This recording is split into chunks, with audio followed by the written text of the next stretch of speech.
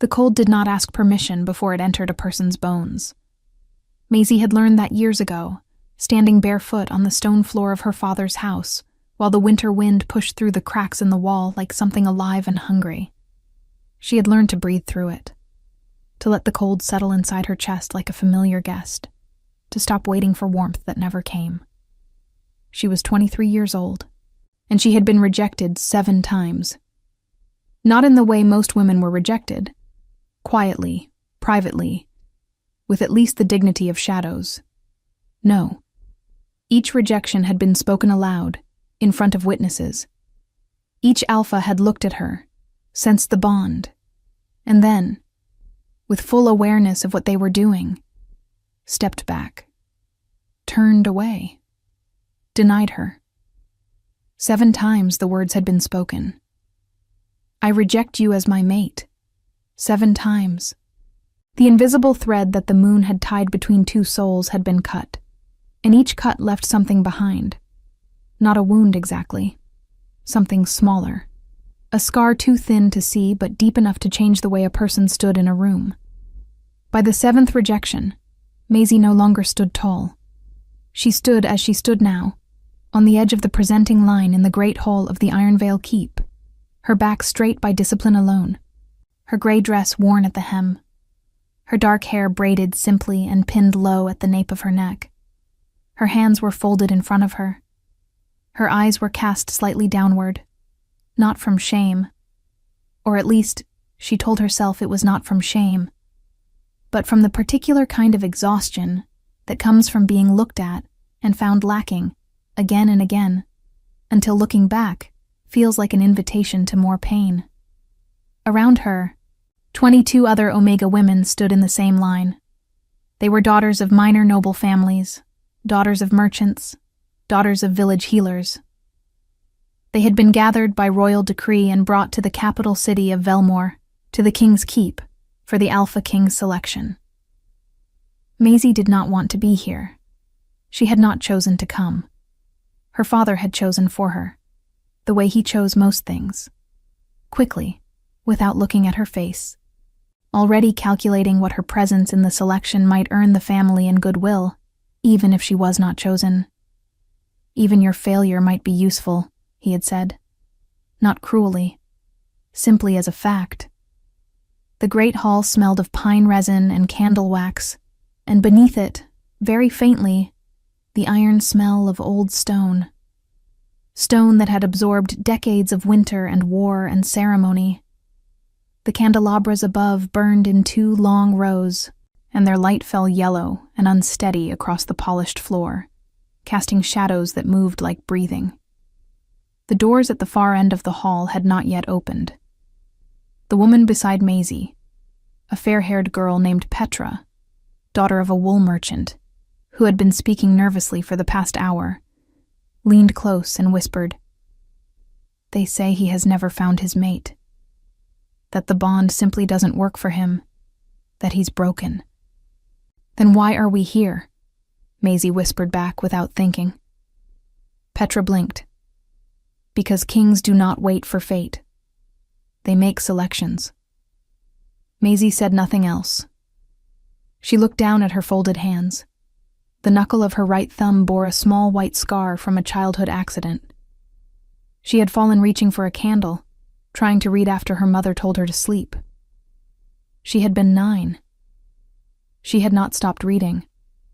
She traced the scar now without thinking, a small private gesture that meant nothing to anyone but her. The doors opened. The sound they made was not dramatic. It was simply heavy. The deep, low protest of iron hinges under the weight of centuries. But the silence that followed the sound was dramatic. Every woman in the line stopped breathing. Adrian, King of the Iron Vale, walked into the hall. He was not what Maisie had imagined, and she realized immediately that she had imagined him as something almost abstract. A throne, a crown, a symbol. The reality was a man, tall and broad through the shoulders, wearing a deep charcoal tunic under a black fur-lined cloak. No crown, no ornamentation except for the ring on his right hand. a heavy silver signet she could not see clearly from this distance. His hair was dark, cut close at the sides, longer on top, and he moved with the specific stillness of someone who had never had to rush toward anything in his life, because things moved toward him instead. His face was hard. That was the first word her mind found. Not cruel, not cold. Hard. In the way that stone is hard. In the way that something has been worn to its essential shape by long years of pressure. He walked the length of the line slowly. He did not smile. He did not speak. His guards flanked him at a respectful distance, and behind him walked his beta, a lean older man with silver at his temples and a ledger under one arm, whose expression suggested that the entire ceremony was a bureaucratic formality he would prefer to have finished before supper. The king moved down the line. Maisie watched from the corner of her eye. She watched the way some women lifted their chins when he passed, presenting themselves. The way others trembled, the way Petra, beside her, exhaled a very small, very controlled breath when he passed her without pausing. He reached Maisie, and he stopped. She felt it before she understood it. A warmth that had nothing to do with the candles, a sudden density in the air around her, as though the room had changed pressure. Her hands tightened against each other. She did not look up. She waited for him to move on. He did not move on. The silence stretched. 1 second, 3, 5. She looked up. His eyes were gray, not pale gray, deep gray, the color of storm clouds before rain becomes inevitable. And they were fixed on her with an expression she could not immediately name. It was not hunger. It was not surprise.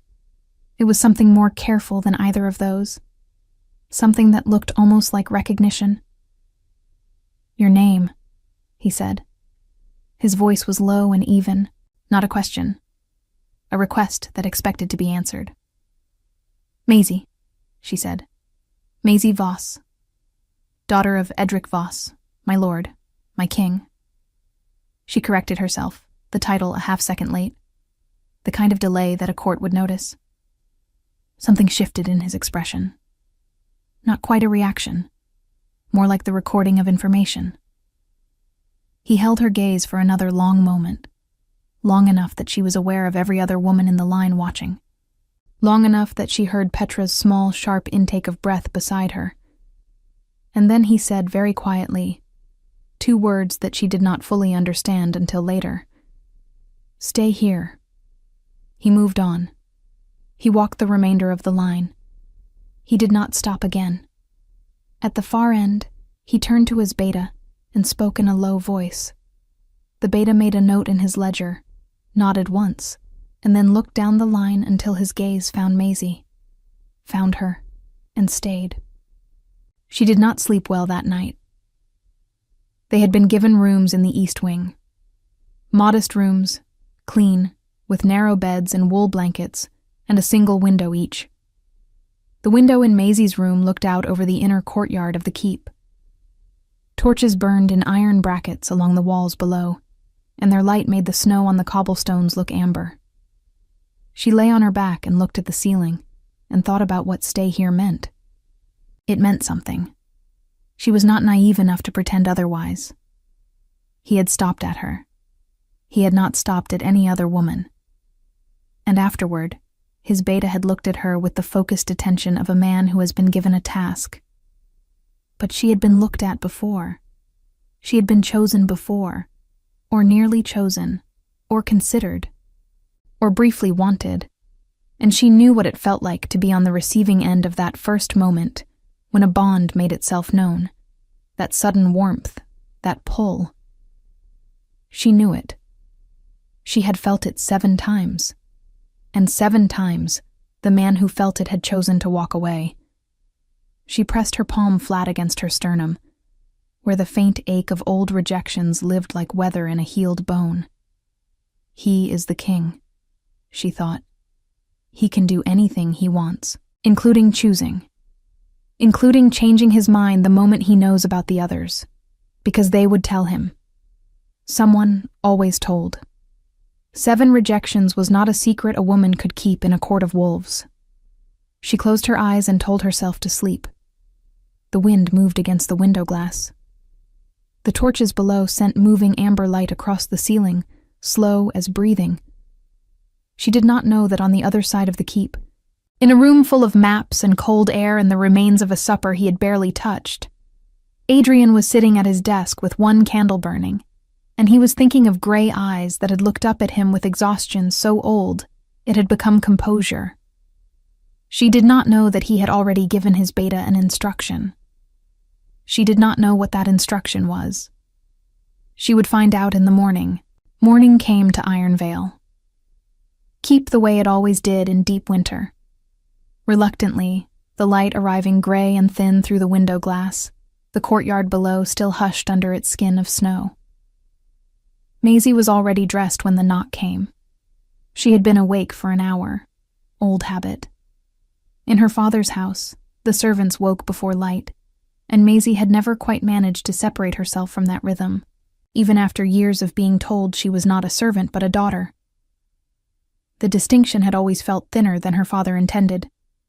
The knock was precise, not urgent. The knock of someone with authority who had not yet decided whether to use it. She opened the door. The man on the other side was the beta, the silver-templed one with the ledger. Up close, he was older than she had estimated the night before, perhaps 50, with the kind of face that had once been expressive and had since been trained into neutrality. His name, she would later learn, was Corvin. He served the king as both administrator and conscience, which was a thankless position in either direction. "Lady Voss," he said, not unkindly. "The king requests your presence at the morning council." She absorbed this. The morning council. Yes. Not the selection chamber, not the other women. No. A pause. "Only you." She looked at him for a moment, searching his face for some clue as to what this meant, what she was walking into. He gave her nothing. He was very good at giving nothing. "Give me a moment," she said. She turned back into the room, checked her braid in the small copper mirror above the washstand, smoothed the front of her gray dress with both palms. The dress was clean. It was always clean. She had learned long ago that the one thing she could control was cleanliness, when so little else was hers to govern. She straightened her spine the way she had straightened it 100 times before entering rooms where she was not wanted, and she walked out. Corvin led her through corridors that smelled of cold stone and wood smoke, past guards who stood at intervals like statues, past windows that showed the white rooftops of Velmore far below the keep's walls. The city looked small from up here. Everything looked smaller from inside walls like these. The council chamber was a long room with a low-beamed ceiling and a fire burning at both ends. A heavy oak table ran down the center, and at the far end of the table, Adrian sat alone. No council, no other advisors, just the king. A cup of something steaming at his right hand, and a map spread open in front of him that he was not, she noticed, actually looking at. He was looking at the door when she entered. He had been waiting. "Sit," he said, and gestured to the chair across from him. She sat. The fire nearest to her sent warmth against the left side of her face. She folded her hands on the table and met his gaze, because she had decided in the corridor that she would not look away first. Whatever came next, she would not look away first. "You were not sleeping," he said. She blinked. "My lord?" "Last night. Your light was burning past the second bell." He said it without accusation, as an observation. "I was reading," she said, which was true. She had given up on sleep and found the small book of herb lore she carried everywhere in her traveling bag, and she had read it by candle until the words blurred. Something moved in his expression. Again, that careful registering. "What do you read?" "Herb lore. Healing texts when I can find them. Histories sometimes." She paused. "Whatever I can obtain." "Obtain," he repeated, as though the word had edges worth examining, not purchase. Books are expensive, my king. He was quiet for a moment. Then, I was told about the rejections. There it was. She had known it would come. She had prepared for it, or told herself she had. But the actual word still landed in her chest like a stone dropped into still water, sending rings outward through her ribs. She kept her expression level. She had practice at that, too. 7, he said. Not cruelly. Factually. 7 alphas sensed the bond and chose to deny it. Yes, she said. Why? The question surprised her, not its content. She had asked herself the same question so many times that it had worn a groove in her. But the fact that he asked it at all. Men who held power did not usually ask why about things that had already been decided. They accepted the verdict of the majority. Different reasons, she said carefully. Or the same reason said differently, depending on the man. Tell me one. She looked at him. His gray eyes were steady. He was not asking to wound her. He was asking because he genuinely wanted to know, and she was not certain what to do with that. The 3rd, she said finally. He said I was too quiet, that a mate who does not fill a room is a mate who is hiding something. And were you hiding something? I was grieving my mother, she said. She had died 2 months before. Silence. Adrian looked at her for a long moment. Then he picked up his cup, drank from it, and set it down again. The gesture was unhurried. Everything about him was unhurried. The bond, he said. Can you feel it? Between us? Another question she had not expected him to ask directly. She considered lying. The instinct was old and immediate. Protect yourself, minimize, give people less to use against you. But there was something in the way he asked that made lying feel like the wrong instrument for the situation. Yes, she said. Since last night? Since you stopped walking. He nodded slowly. Then you know what I am about to offer you. I know what the selection implies, she said, but I would prefer to hear you say it plainly. The corner of his mouth moved, not quite a smile. The memory of one, perhaps. I am choosing you, he said, not as a selection, as a mate, if you accept. The fire crackled. Snow moved against the windows in a dry whisper. Somewhere far below in the keep, a door closed heavily, the sound traveling up through stone. Maisie looked at the man across the table, at his hard face and his storm-gray eyes and his hands, which were large and scarred at the knuckles in the way of a man who had fought before he was a king. And she thought of 7 men who had felt what this man was feeling right now and had decided it was not worth it. She thought of her father saying even your failure might be useful. She thought of the scar on her thumb and the candle she had reached for in the dark. I have conditions, she said. Something in the room shifted. She felt it rather than saw it. A subtle change in the quality of the silence, like the air before a storm decides which direction to break. Conditions, he said. Yes. He leaned back slightly in his chair and regarded her with an expression she could not read, except that it was not anger. It was something more complicated than anger. Name them, he said. I want to know why you stopped at me. The true reason, not a diplomatic one. She kept her voice even. And I want your word. Your actual word, not a courtly gesture. That if you ever intend to do what the others did, you will tell me first. Privately.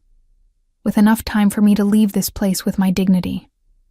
The silence after she finished speaking lasted long enough for her to wonder if she had miscalculated badly. She watched his face.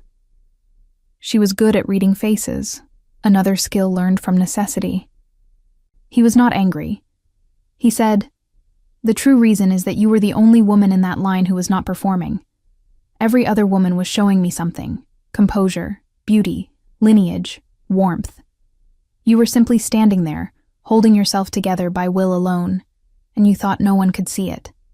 I could see it. She said nothing. And you have my word, he said. On both counts. She nodded once. Then I accept. She did not see him again that day. What she saw instead was Corvin, who appeared in her doorway after midday with a new dress draped over his arm. Deep green wool, simply cut, with good stitching at the cuffs, and an expression that suggested he had spent the morning rearranging several important things to accommodate a development he had not anticipated. The king has informed the selection committee that the process is concluded, he said, handing her the dress. The other women will be returned home within the week. All of them? She asked. All of them. She took the dress, ran her thumb across the wool. Good weight. Warm. They will talk, she said. They will talk, Corvin agreed, in a tone that suggested talking was a problem he had long since made his peace with. They always do. After he left, she stood at the window with the green dress folded over her arm and looked out at the courtyard. A group of guards were crossing the snow below, their boots leaving dark prints in the white. Their breath came out in clouds.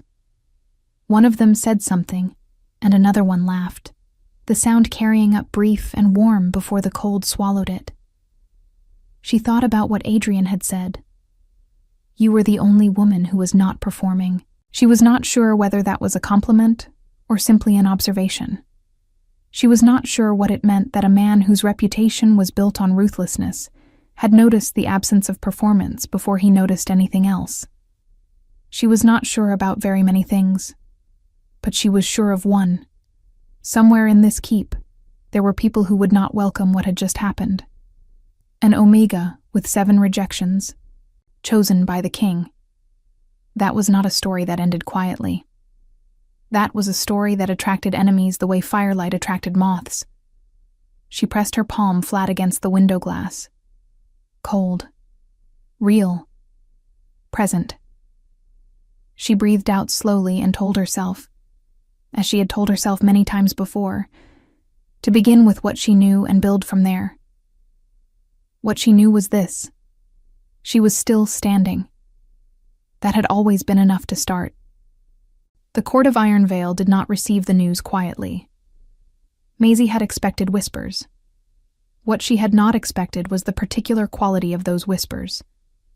Not the soft, uncertain kind that accompany genuine surprise, but the sharp, deliberate kind that are meant to be overheard. The kind that are weapons dressed as conversation. She heard the first ones 3 days after the selection ended, walking through the corridor that connected the east wing to the Great Hall. 2 noble women stood near a window, their backs half turned, their voices low enough to suggest discretion, and loud enough to ensure she heard every word. 7 rejections, said the first. 7. And the king simply chose her, as though the others meant nothing. Perhaps he doesn't know, said the second. He knows, said the first. Corvin knows everything. Which means the king knows everything. Which means... A pause waited with implication. He chose her anyway. The silence that followed was the kind that contains a conclusion too dangerous to speak aloud. Maisie walked past them without slowing. She kept her eyes forward and her hands still at her sides, and she breathed through the warmth that rose in her face. Not embarrassment exactly. Something angrier than embarrassment. Something she pressed flat before it could become visible. She was learning the geography of the keep the way she had always learned spaces, by walking them alone, by noting which corridors were busy at which hours, which doors were always guarded and which were not, where the light fell and where the shadows gathered. It was a large space. Old. The stone walls had absorbed so much cold over so many centuries that even the rooms with fires burning in them held a baseline chill, a permanent winter that no amount of wood could entirely defeat. She had been given new quarters, larger than the selection room, in the south corridor near the library. The library had been the deciding factor, she suspected. Someone had noted that she read. She was on her way there now, to the library, carrying the empty feeling that followed being talked about, when she turned a corner and nearly walked directly into a man she had not yet met. He stepped back. She stepped back. They regarded each other. He was perhaps 30, lean and sharp-featured, with copper-brown hair worn loose to his jaw and eyes the color of amber, warm in tone but not in expression. He was dressed well, not richly, in the manner of someone who had access to fine things but found ostentation tiresome. He wore no visible rank marker, but the way he occupied space suggested he did not need one. "You're her," he said, not rudely, as a statement of confirmed fact. "I'm Maisie," she said. "Yes." "Dorian," he said. "The king's cousin, third in the line of succession, which is close enough to matter and far enough away to be comfortable." A pause. Usually. She wasn't certain what usually meant in that context. She filed it away. "You're going to the library," he said, looking at the direction she had come from. "Yes. I'll walk with you." It was not quite a question. She considered objecting, then considered what refusing the king's cousin in a corridor might cost her in the first week, and nodded once. They walked. Dorian's stride was unhurried but alert, the walk of someone who was always, on some level, navigating. "They're talking about you," he said after a moment. "I know. It will get worse before it gets better." "I assumed." He glanced at her sideways. "You don't seem frightened." "I seem composed," she corrected quietly. "Those are different things." He was silent for several steps. Then he said something she had not expected. "He's never done this before. Chosen someone from a selection. Not in 12 years of rule." "I know that too," she said. "Do you know why?" She looked at him. "I know what he told me. Do you have a different version?" Dorian's expression shifted slightly. Something moved behind his amber eyes, not hostility exactly, but the careful assessment of someone measuring how much of a threat she represented. "I have questions," he said, "the same ones everyone has." "Then ask them plainly," she said. "I prefer plain." Another glance, longer this time. "Fine," he said. "Do you love him?" "I met him 2 days ago," she said. "That's not a no. It's an honest answer." "Do you want to be queen?" "I want to stop being cold," she said, before she could stop herself. It came out more truthfully than she intended. Raw and simple in a way that surprised even her. She pressed her lips together. But Dorian had already heard it, and something in his face changed. The measuring quality softened, slightly. Not into trust. Into something that might, eventually, become the precondition for trust. "That's the most honest thing anyone has said to me in this keep in 3 years," he said. She said nothing. They had arrived at the library door. "I'm watching," he said, stopping. "Not against you, not yet. But I am watching." "Good," she said, and meant it. "So am I." She went inside. The library smelled of old leather and dust and the ghost of candle smoke from 1,000 previous nights. It was a long, narrow room with shelves built floor to ceiling, accessed by a wooden ladder on iron runners. The windows were small and high, and the winter light came through them at an angle, catching the motes of dust in long, pale columns. She was alone. She chose a chair near the window and pulled down the first History of the Iron Veil line she could reach, not because she particularly wanted to read it, but because knowing the history of the place she was in felt like an act of self-preservation. She had been reading for perhaps an hour when the door opened. She expected a servant. She looked up, and it was Adrian. He stopped just inside the door, as though he had not quite planned to enter, or had planned to, and was now reassessing. He was in simpler clothes than the selection. A dark wool tunic, no cloak, sleeves pushed to the forearms. He looked like a man between tasks rather than a king performing them. I heard you were here, he said. You have people who tell you where I am, she said, not accusingly, as information. Corvin keeps track of everyone in the keep. It's his nature. And yours. He came further into the room and sat, not across from her, but in the adjacent chair, close enough for conversation, not so close as to crowd. He picked up one of the books she had set aside and looked at the cover. Mine is to know what I need to know. And you needed to know I was in the library. I needed to know you hadn't left, he said simply. She looked at him. Why would I leave? Because the court is not welcoming, he said. I know what they're saying. Corvin tells me. And I wanted to know how you were. The directness of it disarmed her. She had prepared for many possible versions of this man. The indifferent king, the calculating ruler, the alpha who chose her as an exercise of power. But she had not prepared for this one. The one who came to the library in his work clothes to ask how she was. She said, I met your cousin. Dorian. Something in his expression shifted. Not warmth exactly. Complexity. He told me you've never chosen from a selection before. That's true. He asked me if I loved you. A beat of silence. What did you say? I said I met you 2 days ago. Also true. He set the book down. He doesn't trust easily. He lost someone he trusted. It changed him. Who did he lose? Adrian looked at her for a moment. My father believed in making examples. Dorian's mother spoke against him once, publicly. She didn't survive the year. The words were said evenly. The way someone says a thing they have processed so many times, it no longer ambushes them, but which they have not forgotten and do not intend to. She heard what was underneath them, the guilt of someone who had been young and powerless when something terrible happened, and who had spent years since trying to become something that could prevent the next terrible thing.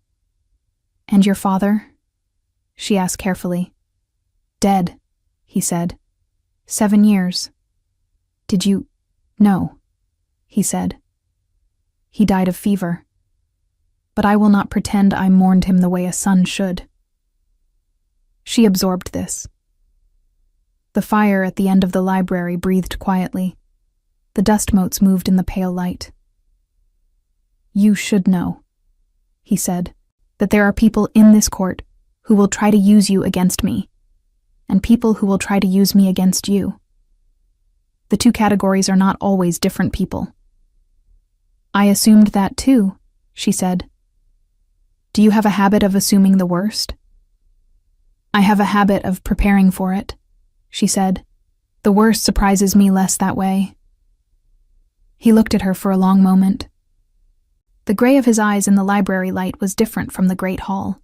Less storm, more slate, more permanent. The council meets in 4 days, he said. They will expect to be introduced to you. Some of them will be polite, some will not. I understand. There is one in particular. He stopped, appeared to make a decision. Lord Cassius Fenrath. He sits the eastern seat. He had a candidate in the selection, his niece. I see, she said. He is not a man who accepts disappointment gracefully. Few powerful men are. Something moved in his expression again. That same faint shift at the corner of his mouth that was not quite a smile but lived in the same neighborhood. No, he said. They are not. He stood, returned the book to where he had found it, precisely, as though disorder in a library was a small wrong worth correcting. 4 days, he said at the door. If you need anything before then, tell Corvin. I will, she said. He left. She sat in the chair for a long moment after the door closed, looking at the place where he had been sitting. Then she looked down at the history book in her lap and turned to the page that described the founding of the Fenrath family's eastern seat. She had 4 days. She intended to use them. Lord Cassius Fenrath arrived at the council chamber before anyone else. Maisie noticed this because she arrived early too, deliberately, having learned long ago that entering a room after everyone else was already seated meant entering a room that had already formed its opinion of you. She wanted to see the space before it filled. She wanted to know where the exits were, where the light fell, who sat closest to the king. She had not expected to find Fenrath already there. He was a large man, not in the way of warriors, soft through the middle, heavy through the jaw, but with the specific largeness of someone who had eaten well and rested often and never been asked to make himself smaller. He had gray-streaked hair, pale eyes, and a quality of stillness that was not the stillness of calm, but of calculation. He sat at the eastern seat with both hands flat on the table, and when she entered, his pale eyes moved to her with an expression she recognized immediately.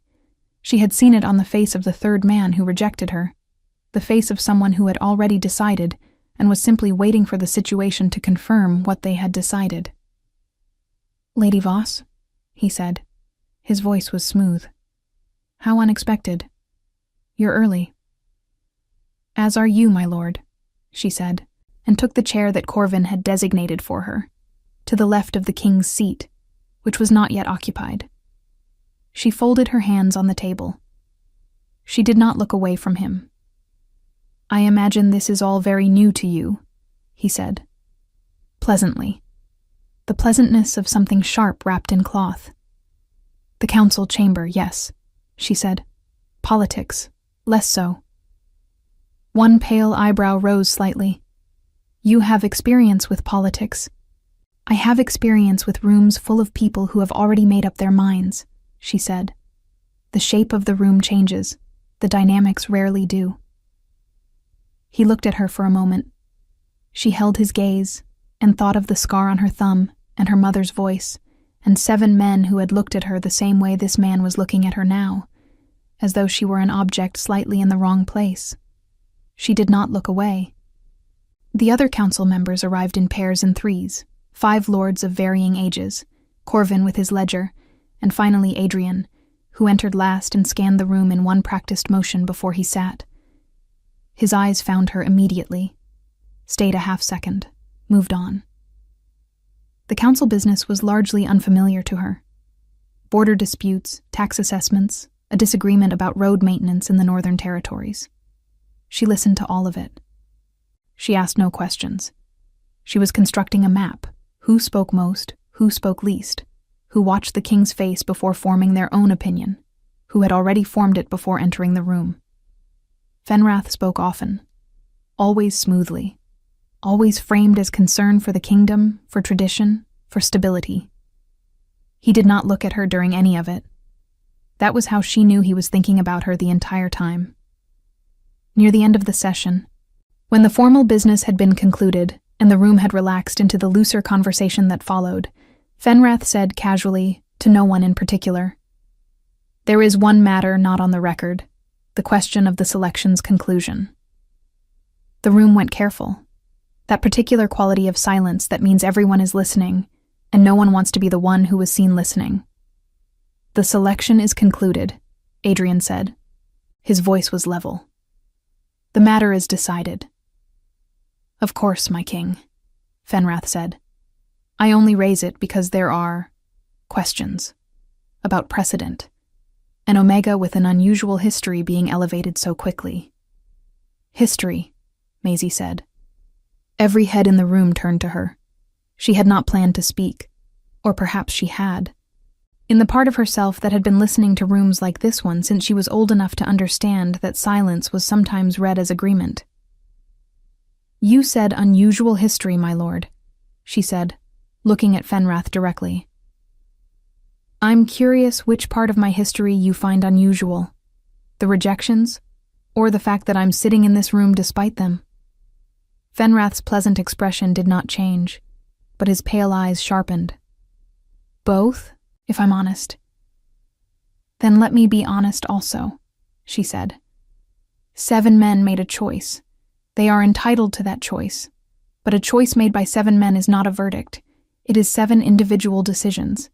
It tells you something about those 7 men. It tells you very little about me. The room was very quiet. Adrian said nothing. She could feel his attention on her without looking at him, a weight, steady and watchful. "A woman with 7 rejections," Fenrath said, still pleasant, still smooth, "carries a reputation that a court like this cannot easily." "A court like this," she said, "is made of people who form opinions based on the opinions of others, and then call it judgment." She paused, let it settle. "I have been judged before, my lord. I am still here." The silence after that was different. Not hostile, uncertain. The silence of people recalibrating. Fenrath looked at her for a long moment. Then he smiled. It did not reach his pale eyes. "Indeed you are," he said softly. She knew, with complete certainty, that she had just made an enemy in the way that mattered. Not through confrontation, but through being exactly what an enemy like this could not afford for her to be. Visible, unbothered, present. Adrian came to the library again that evening. He did not knock.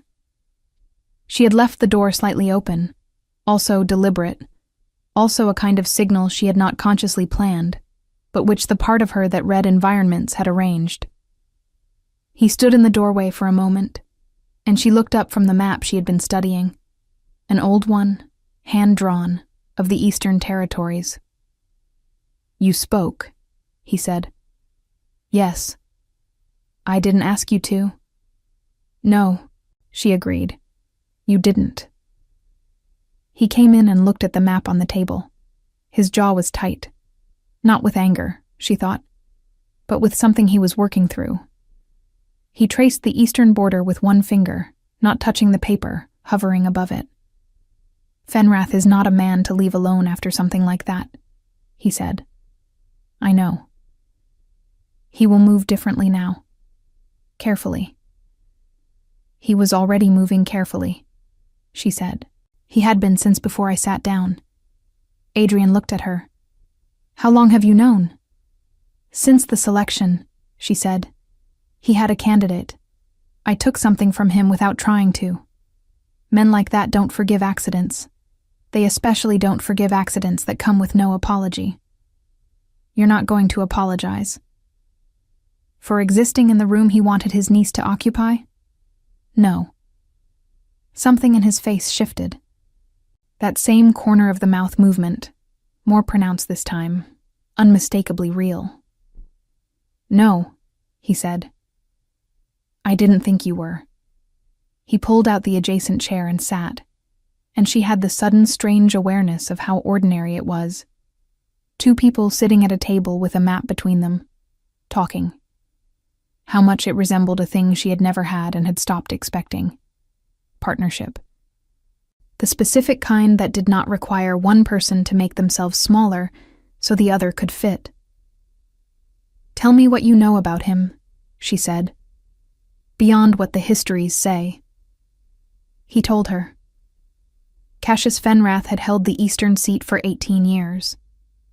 Before Adrian's father died, he had been the old king's closest ally, which was, Adrian said without elaboration, not a recommendation. He had 3 sons, 2 of whom served in the eastern garrison, and a niece named Sela, whom he had raised as a daughter after her parents died. He controlled the eastern grain routes, which meant he controlled a significant portion of the kingdom's food supply in winter.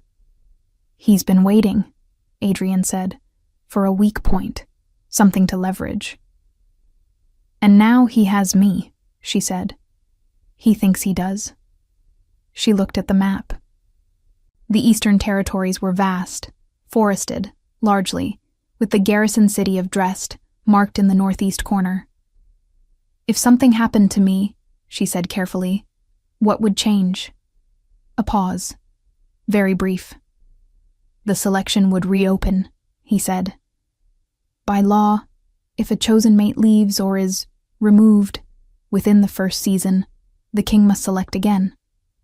And his niece would be reintroduced." "Yes." She nodded slowly. "Then it isn't about me specifically," she said.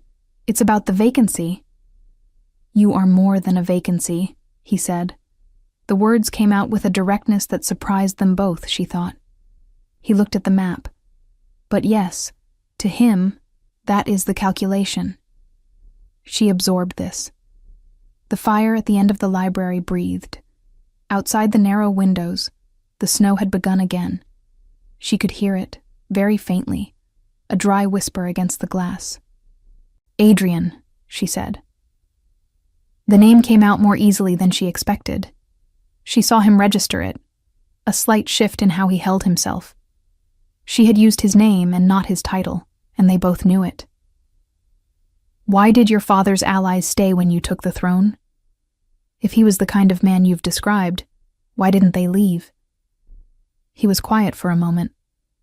Because I was useful to them, he said. A young king without allies is a king with debts. I knew what they were. I let them believe they were managing me. And in the meantime, he stopped. In the meantime, she said, you learned everything about them. He looked at her. Yes. Including Fenrath. Including Fenrath. She thought about this, about a young king inheriting a court full of his father's wolves, learning to move among them, learning which ones bit and which ones only showed teeth. Learning to be harder than the situation required, so the situation could not make him harder than he wanted to be. Corvin, she said. He was your father's man first? He was, Adrian said. He chose differently when the time came. Why? A pause. He said he had spent 20 years serving a man who made the kingdom smaller. He was tired of smallness. She looked at the map again, at the eastern territories, at the grain routes. I want to help, she said. Not because I owe you anything, because Fenrath looked at me today as though I were temporary. I don't intend to be temporary. The fire crackled. Adrian looked at her for a long moment, and in that moment she felt the bond between them, not as a pull or a pressure, but as a kind of recognition, as though two things that had been kept apart by circumstance had simply, finally, been placed near each other, and the distance between them had begun, quietly, to close. Then don't be, he said. That night, long after Maisie had returned to her room and the candles had burned low, a messenger arrived at the eastern gate of the keep. He carried no royal seal. He wore no house colors. He asked for Lord Fenrath's quarters and was taken there by a guard who, it would later be discovered, had been in Fenrath's quiet employment for the better part of 2 years. The message the man carried was brief. It contained 3 words and a location. She knows nothing. But Fenrath, reading it by candlelight with his pale eyes narrow and his heavy hand still on the parchment, was not reassured. Because a woman who had walked into a room full of enemies on her first day and walked out with her dignity intact was not, in his considerable experience, a woman who knew nothing. She was a woman who knew exactly enough. And that, he decided, folding the message and holding it above the candle flame until it caught, was the most dangerous kind. The snow had been falling for 3 days without stopping when Corvin came to her door before dawn. She was already awake. She had been awake for an hour, sitting at the small desk near the window with a candle burning and the eastern map spread before her, tracing the grain routes with her finger the way Adrian had traced the border, hovering, not touching, thinking. She had been thinking about Fenrath, about the guard at the eastern gate, about the particular kind of patience that powerful men exercised when they were planning something they could not afford to rush. She had been thinking that they were running out of time. When Corvin knocked, she opened the door immediately and saw his face and knew. "What happened?" she said. Not a question. "Sela Fenrath," he said. His voice was its usual careful neutral, but something underneath it was tight. "Lord Fenrath's niece. She arrived at the keep an hour ago. Uninvited. She came through the eastern servants' gate. With whose help? The guard who was dismissed last week." A pause. Who was not, it appears, fully removed. Maisie was already reaching for her cloak. Where is she now? The king's outer chamber. He is with her. Another pause, weighted differently. Lord Fenrath arrived 20 minutes after she did, with 6 men. He is requesting a formal audience.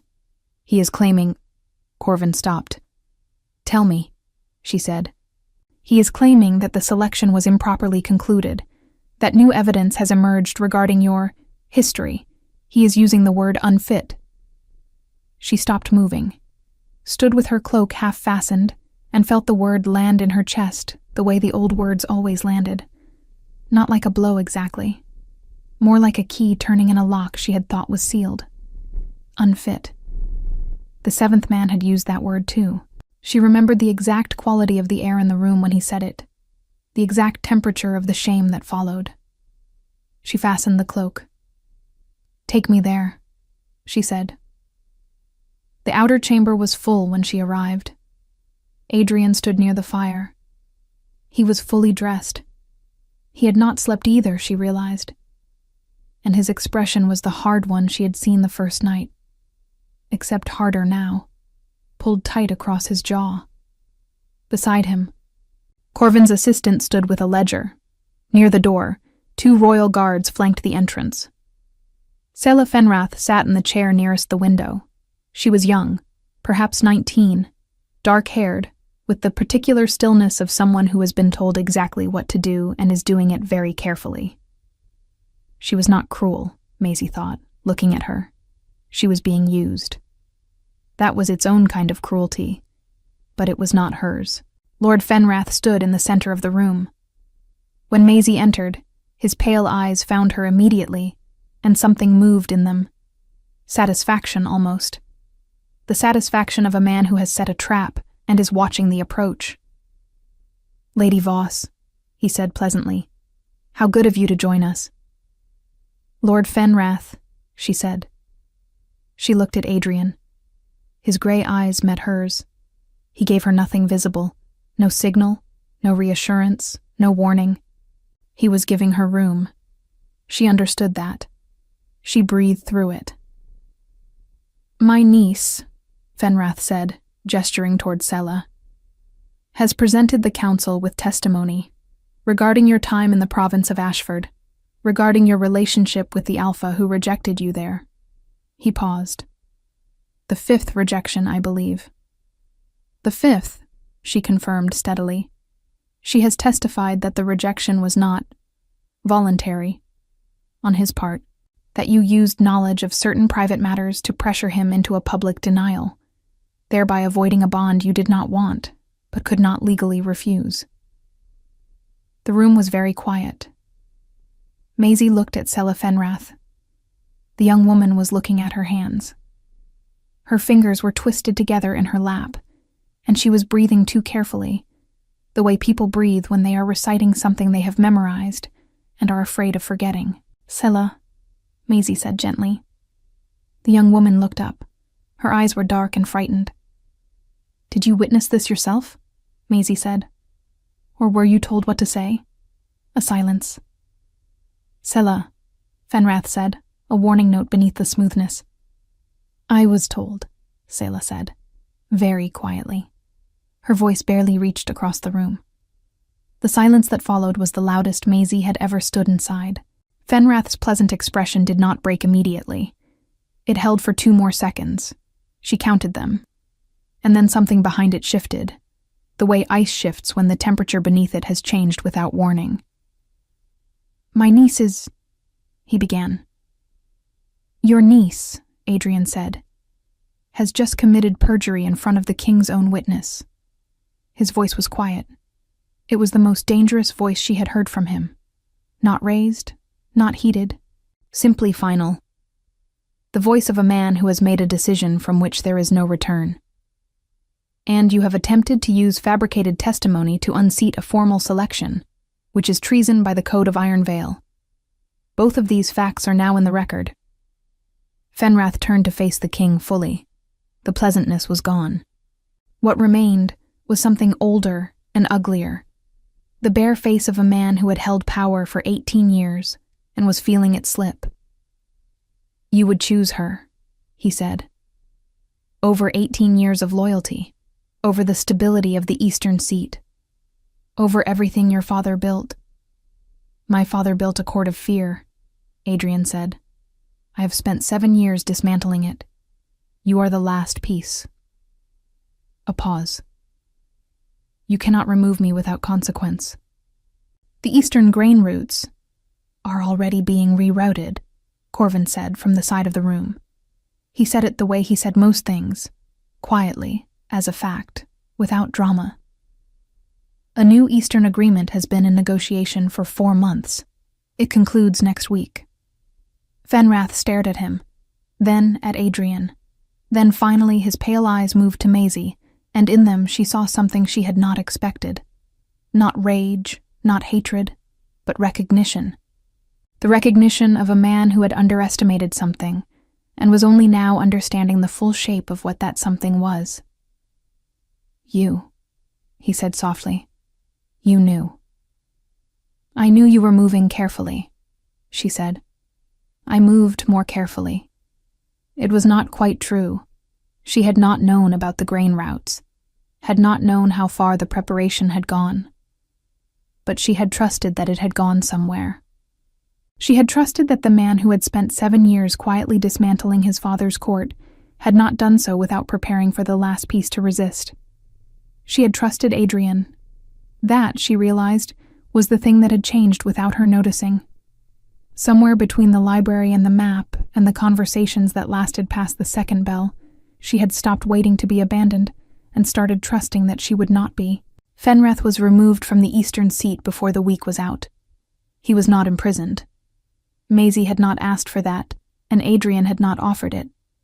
He was stripped of his council seat, reassigned to a minor holding in the western hills with enough land to live on and not enough to threaten with, and escorted there by a royal guard detachment who saw him settled before they returned.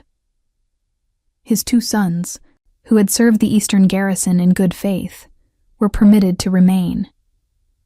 They were not their father, and Maisie had said so plainly when the question was raised. She had said it in the council chamber, in front of everyone, which was the only way it mattered. Sela Fenrath was a different question. The young woman had no home to return to. Fenrath's disgrace made returning to him impossible, and she had no other family. Maisie found her 3 days after the council session, sitting in the East Wing corridor on a traveling chest with nowhere particular to go, her dark hair loose around her shoulders, and her eyes red-rimmed from crying. Maisie sat down beside her on the cold stone floor. Sela looked at her with the expression of someone who expects punishment, and has exhausted themselves preparing for it. I know you were frightened, Maisie said. I know he gave you very little choice. I could have refused, Sela said miserably. Yes, Maisie said, but you didn't know what refusing would cost him, and it's very hard to refuse someone who controls everything you have. She paused. I know something about that. Sela looked at her. What happens to me now? That depends on what you want, Maisie said. There's a position in the Keep's healing ward. The head curandera is old, and her assistant left in autumn. It's early mornings and difficult work, and the pay is modest. She paused. But the position is yours if you want it. A long silence. Why would you do that? Sela whispered. After what Because you told the truth when it mattered, Maisie said. That deserves something. Dorian found her in the library 2 weeks later. She was reading again, a different history, this one about the northern border wars. He sat in the chair Adrian usually occupied, which she noticed and said nothing about. I was wrong about you, he said, without preamble. You were cautious about me, she said. Those are different things. The corner of his mouth moved. You sound like him. Do I? It's not a complaint. He was quiet for a moment. My mother would have liked you. She was plain-spoken too. She looked at him. The amber eyes were softer than she had seen them. She thought of what Adrian had told her. His mother, The old king, the year she did not survive. She thought of how grief reshapes a person from the inside, slowly, until the shape of the person is the shape of what they lost. "I'm sorry about her," she said. He nodded once, looked at the shelves. "He's different," he said. "Adrian, since you came." A pause. "He comes to the library." "He always came to the library," she said. "Not like this." A pause. "He stays." She looked down at her book, felt warmth move through her chest, not the warmth of the bond, which she had grown accustomed to, which had become as familiar as her own heartbeat, but something newer. The warmth of being witnessed, of someone noticing that she had become part of something.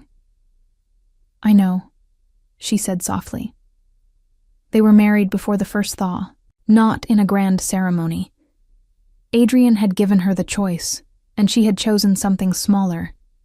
The great hall with the candelabras and 30 witnesses and the keep's elder, whose voice was steady and old and filled the space without effort.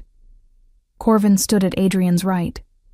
Dorian stood at his left, and his amber eyes were bright, in a way he would likely deny if anyone mentioned it later. Maisie wore deep green. The wool was good. She had chosen it herself, from a weaver in the lower city, the kind of choice that felt unremarkable and meant everything. When the elder asked her if she accepted the bond freely, with full knowledge and full will, she said yes without hesitation. The word came out clear and unhesitating in the old stone hall, and she felt it leave her body like something she had been carrying for a very long time. Finally set down, Adrian took her hands in both of his. His hands were warm, large, scarred at the knuckles. Real. He said her name the way he always said it. Not Lady Voss, not a title, just Maisie. And in it she heard everything that had not yet been said aloud. All the evenings in the library, all the maps, all the plain questions and honest answers, all the careful, unhurried attention of a man who had looked at her on the first night and seen someone holding herself together by will alone, and had thought, for reasons she was only beginning to fully understand, there. She squeezed his hands once. He squeezed back. Epilogo. Spring came to Ironvale the way it always did, incrementally, the warmth arriving in degrees too small to name, until one morning the snow on the courtyard cobblestones was simply gone, and the air smelled of wet earth and pine, and something green pushing upward through the cold. Maisie stood at the window of the library with a cup of something warm between her palms, and watched a group of young servants cross the courtyard below, their cloaks open to the milder air, their steps lighter than winter permitted. She heard the door. She did not turn around. She knew his footsteps now, knew the particular weight and rhythm of them, the way they slowed slightly before he entered a room she was already in. The half-second pause that she had come to understand was not hesitation but attention. Him noticing that she was there. "Corvin has the Eastern Agreement finalized," Adrian said, coming to stand beside her at the window. He carried his own cup. Their shoulders nearly touched. "Good," she said. "The council meets Thursday. Dorian has agreed to take the Eastern seat temporarily. He'll be good at it," she said. "He'll be difficult about it," Adrian said, which is usually the same thing. She smiled. Outside, one of the young servants slipped on a patch of remaining ice and grabbed at another's arm, and they both laughed, the sound rising bright and brief into the morning air. She thought about 7 men who had looked at her and found her lacking.